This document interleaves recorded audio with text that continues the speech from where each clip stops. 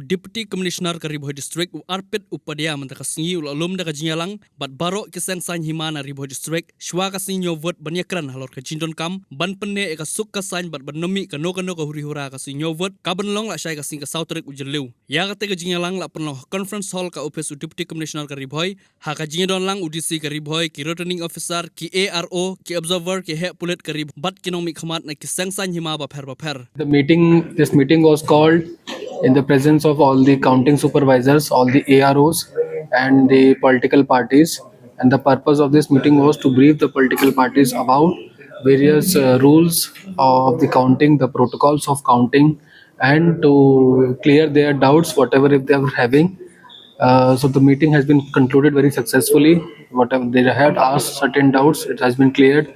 The mandates of ECI, the requirements of various forms that have to be signed, the procedure of counting has been explained.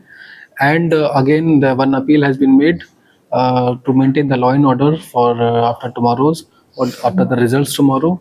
And they have been briefed about section 144, which is there. And regarding this, like the a meeting has been concluded on this.